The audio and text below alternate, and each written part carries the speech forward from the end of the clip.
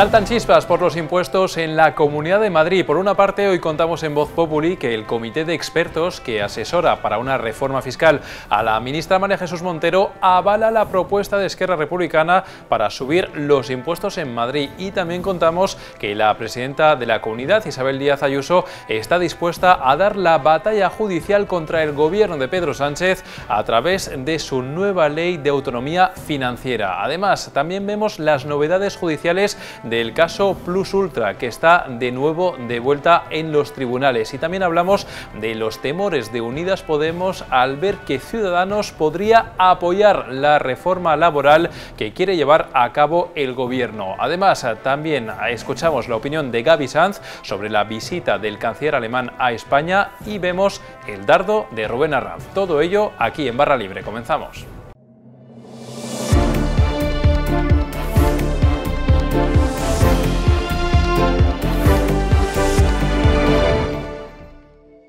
Y comenzamos ya esta edición de Barra Libre y lo hacemos hablando de una de las noticias de la semana, que es esa ley de autonomía financiera que va a llevar a cabo Isabel Díaz Ayuso, la presidenta de la Comunidad de Madrid, con el objetivo de contrarrestar lo que ella califica como intervencionismo por parte del gobierno por querer obligar a subir algunos impuestos en comunidades autónomas. Hablamos de este asunto con nuestra compañera de Economía, con Mercedes Serrayer. ¿Qué tal, Mercedes? Hola, ¿qué tal? Y también con nuestro compañero que cubre la información del Partido Popular, Jesús Ortega. ¿Cómo estás? Hola, ¿qué tal? Empiezo contigo, Mercedes, porque estás contando una información que seguro que va a dar que hablar de ese comité de expertos que asesora a la ministra de Hacienda, María Jesús Montero, un comité del que tú has hablado varias veces en Voz Populi estas últimas semanas y que nos cuentas tiene muy en cuenta esas reclamaciones de Esquerra Republicana precisamente enfocadas a esa subida de impuestos obligatoria en la Comunidad de Madrid. Cuéntanos.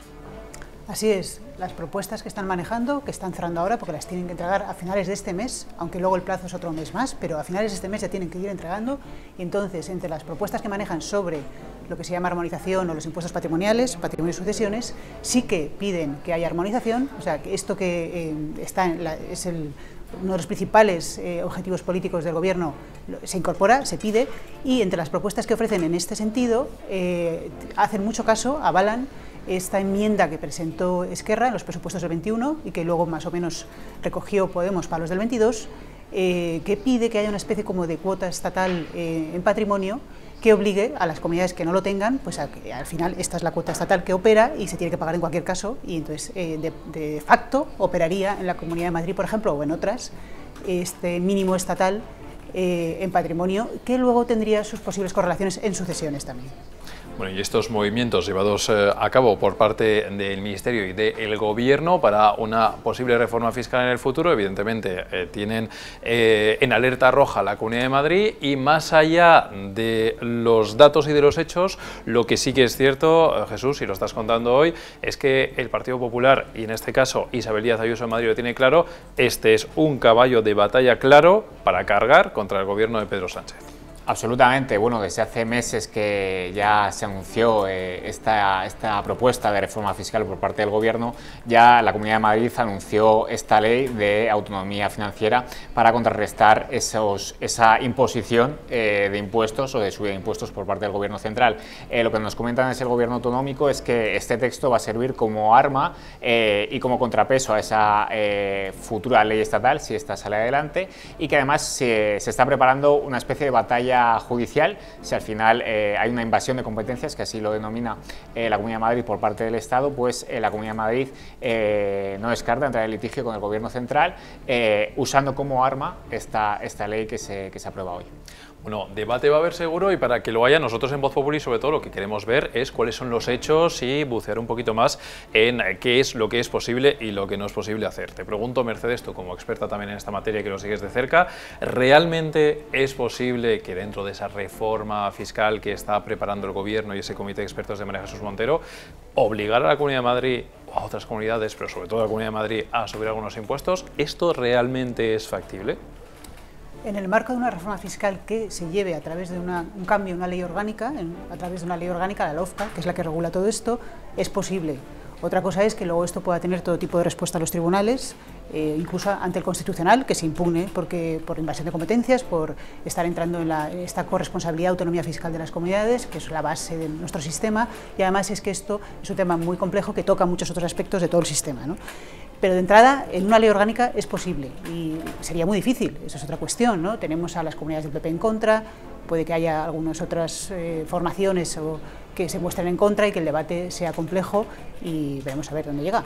Claro, porque eso es otra cuestión, evidentemente, más allá de la voluntad del Gobierno, luego hay que llevarla a cabo y sacarla adelante en el Congreso de los Diputados, que ese es otro cantar. Jesús, yo te pregunto también a ti si tú crees que en el Partido Popular, más allá de ver este tema como un tema polémico y con el cual se puede, digamos, contraatacar al Gobierno, ¿realmente en el Partido Popular hay un temor de que se pueda llevar a cabo esta reforma y perjudicar, entre comillas, a la Comunidad de Madrid? Así es lo que comentaba Mercedes, ¿no? Con la Constitución en la mano, el Partido Popular sostiene que esta futura reforma fiscal podría atentar los artículos 156 y 157 de la Constitución, que blinda esa autonomía financiera por parte de las comunidades autónomas, pero sí que ven capaces al Gobierno de aprobar esa ley orgánica, aunque luego hubiera que negociar en el Congreso de los Diputados, en el marco de la negociación de los presupuestos de 2023. El Gobierno siempre ha anunciado que su objetivo sería sacar esta reforma fiscal en 2023 y podría aprovechar esa negociación de presupuestos. Hay que recordar, pues necesitaría el apoyo de Esquerra y de otros socios de Gobierno que sí que están reclamando esta reforma fiscal y podría usarlo como moneda de cambio para sacar adelante los presupuestos del 23, o eso es lo que cree el PP, y por eso sí que es posible que esto salga adelante. Bueno, pues lo que está claro es que la polémica va para largo, así que habrá que ver cómo sigue ese rifirrafe entre el Gobierno central, la Comunidad de Madrid, y veremos también finalmente en qué acaba todo esto de la reforma fiscal, y lo analizaremos con nuestros compañeros, con Mercedes Herrayer y con Jesús Ortega. Muchas gracias a los dos. Muchas gracias. A ti.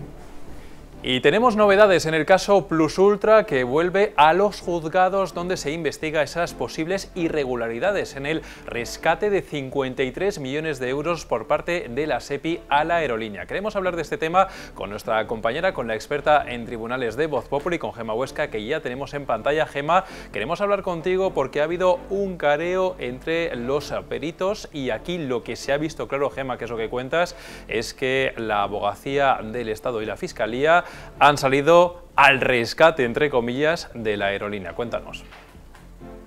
Bueno, pues tal y como cuentas, Alberto, en la diligencia de este martes será determinante en los juzgados de Plaza Castilla, porque la juez quiere, por un lado, quería escuchar a los peritos de la aerolínea que defienden el rescate, y por otro lado, pues a los peritos del juzgado que sí que pusieron en alerta algunas irregularidades que ellos consideran pues que habría incurrido la aerolínea y que por lo tanto pues sembraría esa sospecha, ¿no?, sobre la legalidad de la entrega. En este caso, pues en esta diligencia jugaron un papel determinante la Fiscalía, como bien dices, y la abogacía. La abogacía defiende al vicepresidente de la SEPI y al resto de miembros del Consejo Gestor imputado en la causa. Bueno, pues efectivamente participaron en la diligencia, preguntaron a los expertos, y el objetivo era, bueno, pues que finalmente se ratificaran y validaran que ese rescate es legal y que la aerolínea cumplía los requisitos para recibir los 53 millones. Bueno, como vemos, esa es la defensa que hacen la Fiscalía y Abogacía del Estado de el papel que ha desempeñado la SEPI en este rescate de Plus Ultra, Gemma, pero sin embargo, lo que también has contado en Voz Populi ha sido lo que dice la parte de los peritos independientes, ¿no?, que ellos lo que vienen a decir es que certifican que la aerolínea, que Plus Ultra, estaba en causa de disolución. Claro, es que bueno, es muy importante lo que las presuntas irregularidades que detectan estos peritos, porque al final esto va a determinar que la causa siga hacia adelante o bien la juez decida archivarla como pide la Fiscalía. En esta diligencia de este martes, los peritos del despacho independiente sí que han resaltado que a fecha de 31 de diciembre podría estar en causa de disolución y que efectivamente esta solvencia que defiende la SEPI no era tal. Esto es clave porque uno de los requisitos que exigía el Gobierno a la hora de, digamos, destinar estos fondos de ayuda públicos era que las compañías no estuvieran en situación de crisis a fecha de 31 de diciembre de 2019. Ahora queda por ver si la juez pues da credibilidad a la versión del peritaje del juzgado y sigue adelante, o bien se inclina más por la versión defendida por la SEPI y archiva el procedimiento. Bueno, pues estaremos muy atentos a ver cómo se desarrolla esta causa, a ver en qué acaba todo ello, y lo hablaremos con nuestra compañera, con Gema Huesca, como siempre. Gema, muchísimas gracias por tu información. Gracias a ti, Alberto. Y hablamos ahora de dos de las grandes reformas que el gobierno de coalición todavía tiene pendiente llevar a cabo, la reforma laboral y la reforma de la ley de la vivienda. Son dos reformas muy importantes, marcadas a fuego en ese acuerdo de coalición y que también está generando diferencias entre los dos partidos, entre el Partido Socialista y Unidas Podemos. En Barra Libre hoy hemos reunido a nuestros dos compañeros que cubren la información de estos dos partidos, a Jorge Sainz, que cubre el Partido Socialista. ¿Qué tal, Jorge? ¿Qué tal, Alberto? Muy bien. Y también a nuestro compañero Javier Portillo, que cubre la información de Unidas Podemos. Javier, bienvenido, ¿qué tal? ¿Qué tal, Alberto? Bueno, empezamos primero con la reforma laboral, que digamos que es la que está pendiente ahora mismo de aprobación, pero claro, al gobierno no le salen las cuentas porque de momento sus socios habituales, como por ejemplo Esquerra Republicana, no dan su brazo a torcer, no están dispuestos de momento a dar el voto y podrían tener que apoyarse en Ciudadanos. Y esto ha generado una alerta en Unidas Podemos, claro. Sí, la principal novedad que aportamos en Voz Populi es que efectivamente la cuenta atrás está acabando, quedan apenas unas semanas para que ese decreto, esa reforma laboral se tenga que convalidar en el Congreso, y en Podemos empiezan a asumir que no va a quedar más remedio que sacarla adelante con Ciudadanos, y esto está generando una tensión interna y también de cara al PSOE, porque ellos creen que el PSOE tiene ya cerrado el acuerdo con Inés Arrimadas, aunque las fuentes del Partido Naranja con las que hemos hablado lo niegan, aseguran que no ha habido todavía contactos, aunque sí existe la mano tendida y la disposición de Ciudadanos a apoyar este decreto. En cualquier caso, efectivamente en Podemos están preocupados porque Podemos tiene la teoría de que cuando ellos entraron al gobierno lo hacían un poco para arrastrar, si se permite la expresión, para arrastrar, para orientar la acción del gobierno hacia la izquierda, y de ahí esas peleas constantes por pactar siempre con Esquerra Republicana, con EH Bildu, con todos los partidos BNG, todos los partidos de la izquierda del Congreso, y esto sería un traspié en un tema nuclear del pacto de coalición, para un tema nuclear para Podemos, que es la reforma laboral, y por lo tanto esa reforma laboral ya no se podría decir que sería de Yolanda Díaz, de la vicepresidenta morada, sino más bien de Pedro Sánchez, ¿no? Entonces ahí hay una pequeña pugna por ver quién apoya finalmente esa reforma. En Podemos insisten en que ellos van a negociar hasta el último segundo, hasta que sea posible, pero como bien decías, parece que Esquerra y Bildu no dan su brazo a torcer y el acuerdo parece muy lejos, cuando con Ciudadanos parece muy fácil, toda vez que el gobierno ha dicho que no se va a tocar ni una sola coma del acuerdo surgido del diálogo social entre sindicatos y patronal. Por lo tanto, eso dificulta que se sume la izquierda nacionalista e independentista. Claro, es que de fondo está el problema que tú estás señalando, cómo siendo Unidas Podemos, esa reforma laboral que lleva un poco el sello de la vicepresidenta Yolanda Díaz, cómo la vendes a tu electorado como tu reforma de Podemos, si al final quien se mete dentro y lo firma es Ciudadanos y no los socios como Esquerra y Bildu, ¿no? Esa es un poco la dificultad. Tú apuntas a que ese apoyo desde Unidas Podemos se tiene la sensación de que el Partido Socialista ya lo está cerrando. ¿Cómo está realmente ese tema? ¿Tú ves a Ciudadanos apoyando finalmente la reforma laboral? Sí, la disposición de Ciudadanos es absoluta. Además, no piden cambios, sino que al revés, lo que piden es que se mantenga el acuerdo tal y como está. Y bueno, yo creo que aquí estamos asistiendo a una coreografía que hemos visto mucho en esta legislatura. Llevamos ya 2 años, conocemos cómo funciona la coalición. Y bueno, Sánchez es un presidente que está esperando un poco a ver qué consigue Podemos, qué hace Podemos, cómo van sus negociaciones con Esquerra, con Bildu, con estos partidos, y si ve que eso no fructifica, moverá a Félix Bolaños, que es ahora mismo su mano derecha, el ministro de la Presidencia, para activar los contactos con Ciudadanos. Podría ser el PP también, aunque el PP ha cerrado la puerta de momento también categóricamente, pero para negociar con Ciudadanos, que, como decimos, no pide más que se mantenga el acuerdo surgido del diálogo social entre la patronal de empresarios y los sindicatos. Bueno, y de la reforma laboral a la reforma de la ley de la vivienda, que también es un tema que está candente. Javier, a ver, nos está contando Jorge que de alguna manera está ese temor en Unidas Podemos porque puedan entrar Ciudadanos. Tú estás contando que en Unidas Podemos hay prisa por aprobar esa ley de la vivienda, porque incluso le podría dar más rédito al Partido Morado que esa reforma laboral. ¿Es realmente por esta razón o es porque le están también viendo un poco las orejas al lobo con la reforma laboral con esto que nos cuenta Jorge? Claro, en todo esto hay una interconexión de temas. Al final, Podemos es consciente de que la reforma laboral que ha pactado Yolanda Díaz no es la que ellos harían en el gobierno, y así lo han dicho por activa y por pasiva. Es más, hay sectores del espacio morado que cuentan que Yolanda Díaz sí que se abriría a modificar en tramitación parlamentaria la reforma laboral para contentar y armar, como comentaba Jorge, al gobierno con Esquerra, Bildu y los partidos de la investidura. Y claro, precisamente porque el marco en el que se vende ahora la reforma laboral, que es pactada con la patronal, un agente de derechas con el que Podemos no tiene mucho que ver, saben que Vivienda, al no haber participado, pues en fin, agentes de derechas, como ellos lo consideran, bueno, pues creen que Vivienda le van a poder sacar más rédito porque va a conectar más con su electorado. Al final la vivienda es un asunto muy sensible sobre el que Podemos lleva haciendo campaña y batalla mucho tiempo, y creen que en la tramitación parlamentaria sí que van a poder abrir al PSOE a cambios que no pactaron en su día. Y entonces, a ver, os pregunto un poco a los dos, ¿pensáis que estas dos leyes que están pendientes de tramitación, la reforma laboral y la ley de vivienda, pueden ser un nuevo quebradero de cabeza que vaya a erosionar a esta coalición de gobierno? Empiezo contigo, Javier. Bueno, pues Podemos está en una tónica instalado de en fin, pelea constante con el gobierno, o sea, con el lado socialista del gobierno por ver quién se cuelga la medalla de sus logros, ¿no? Y eso es lo que reconocen en privado altas fuentes del partido. De ahí a que la coalición vaya a correr riesgo por esto, bueno, pues no lo creo, al menos por el momento. Es cierto que les interesa la pelea mediática, colocar marcos de quién consigue qué cosa. Un ejemplo del último lío de las macrogranjas ha sido un ejemplo similar de cómo un marco se le da la vuelta para erosionar al adversario, que en este caso es el PSOE, pero no creo que vaya más allá de ahí. De momento es una tónica de pelea de relatos y pelea de quién se cuelga la medalla por qué medida. ¿Estás de acuerdo con eso, Jorge? ¿Tú crees que es un poco pelea, pero más en las formas que en el fondo? Sí, a ver, yo creo que a corto plazo ni a medio la coalición corre peligro, pero sí es cierto que yo creo que entramos en un escenario distinto en esta segunda mitad de la legislatura, en la que el PSOE va a poner en práctica su famoso giro socialdemócrata, aprobado en su último Congreso Federal en octubre, y ese giro es un giro hacia la moderación y de alejamiento, digamos, de las tesis de Podemos, como hemos visto en la reforma laboral y como podemos ver quizá en la negociación parlamentaria de la vivienda, que cuidado con ese tema, de momento la ley no se ha podido presentar, como ha explicado Javier, está pendiente de un informe del Consejo General del Poder Judicial, que no es vinculante, pero han decidido esperar a él.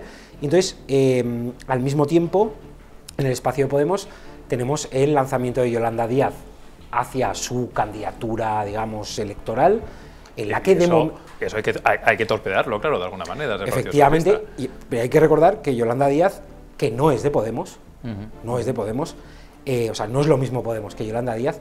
Yolanda Díaz, de momento, sus mensajes apelan a un espacio transversal, no necesariamente de izquierdas, sino, bueno, que abarque un poco todo, digamos, todo el espectro ideológico, que no es en lo que está Podemos, con lo cual, quiero decir que, bueno, estamos asistiendo también a una reconfiguración de los dos partidos para afrontar el ciclo electoral que se nos ha adelantado con la cita de Castilla y León, que seguirá con Andalucía y que seguirá ya con municipales, autonómicas, generales, etcétera.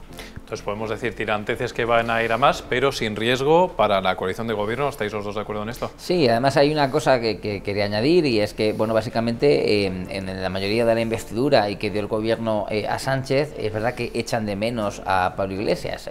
Digamos que hay sectores en Podemos que consideran que Yolanda Díaz no es que trate mal a esa mayoría, sino que por tener un peso dentro del gobierno con más competencias, incluso que a las que tuvo en su día Pablo Iglesias, porque Yolanda Díaz al final es la única ministra morada con competencias reales en cuestiones de trabajo. Bueno, pues eso a Yolanda la aparta de hacer política efectista como hacía Pablo Iglesias para contentar a los socios de la coalición, ¿no? Yolanda Díaz no puede arrimarse tanto a Bildu y a Esquerra sin sufrir. Bueno, pues así están las cosas ahora mismo en esta coalición de gobierno, y como vemos, vienen curvas y lo seguiremos contando aquí, lo contaremos con nuestros dos compañeros, con Javier Portillo y con Jorge Sainz. Muchas gracias a los dos. Gracias. Gracias, Alberto. Y otro problema para el Gobierno, un poquito más a medio plazo, puede ser con las cuentas, con la economía y con las exigencias por parte de la Comisión Europea. En este sentido, el presidente del Gobierno, Pedro Sánchez, creía contar con un nuevo aliado en la persona de Olaf Scholz, el nuevo canciller alemán. Sin embargo, en su visita a España, el dirigente socialdemócrata germano se ha mostrado un poco más rígido de lo esperado. Esta es la opinión al respecto de nuestro compañero Gaby Sanz. Pedro Sánchez se las prometía muy felices este lunes en la Moncloa, a donde ha traído a Olaf Scholz, el nuevo canciller alemán. Scholz, como Sánchez, es socialdemócrata. Son los dos líderes de la izquierda más importantes del continente y el presidente del gobierno español quiere formar un eje socialdemócrata con él para contrarrestar el eje liberal de Macron y de Draghi en Italia. Lo que pasa es que no va a ser tan fácil porque Scholz ha venido con un mensaje muy rotundo a España, a Madrid. En rueda de prensa con el presidente del gobierno ha dicho algo así como que España y todos los países europeos tienen que volver a la senda de la estabilidad, coger la regla de gasto como había antes de la pandemia, ya saben, 3% de déficit, 60% de deuda a medio largo plazo. El problema que tiene España es que eso, bajar del 120% de deuda que tiene a 60% implica sacrificios, recortes, que es algo de lo que no quieren oír hablar ni Pedro Sánchez ni Yolanda Díaz. Y como cada miércoles vamos a terminar esta edición de Barra Libre con el dardo de Rubén Arranz. Con esto despedimos, volveremos mañana con más contenidos. En la vida conviene llamar a las cosas por su nombre y no se puede decir que Podemos sea un partido que obedece a un funcionamiento democrático. Se ha visto mil veces cómo a la disidencia se le marginaba o se le enseñaba la puerta de salida, porque al final Pablo Iglesias lo que se convirtió hace un tiempo era como una especie de faraón dentro del partido. Se ha vuelto a ver en las últimas horas cuando ha utilizado el canal de YouTube del partido para promocionar su nuevo podcast. ¿Que lo puede hacer evidentemente. Ahora bien, que no mienta y que no diga que se alejó de la política y que no ocupa ninguna posición dentro de la estructura orgánica del partido. Si es así, como es, lo que ha hecho una vez más es utilizar el partido para sus propios intereses. Lo ha hecho además en un vídeo en el que vuelve otra vez a discriminar entre la prensa buena y la prensa mala, entre los españoles de bien y los españoles de mal. Pide el apoyo para su podcast y para una serie de medios de izquierda que cuentan la realidad tal y como es, según él, y los medios de derecha conservadores que dice que están sobrerepresentados y que, por supuesto, no cuentan la verdad. Así nos va realmente con estos partidos al final que discriminan la realidad entre buenos y malos, utilizan argumentos maniqueos y al final lo que hacen es trasladar a la sociedad una versión en la que no caben grises, son blancos y negros y al final lo que convierte eso es la convivencia, la enturbia y digamos que traslada una imagen que no es real sobre la España actual. Pero bueno, de esta actitud maniquea ante la vida se alimentan los radicales y por supuesto se alimenta Iglesias, que sigue utilizando el partido para lo que a él le viene en gana, pese a que no figura dentro de su estructura orgánica. Pero bueno, querido espectador, esto es lo que hay.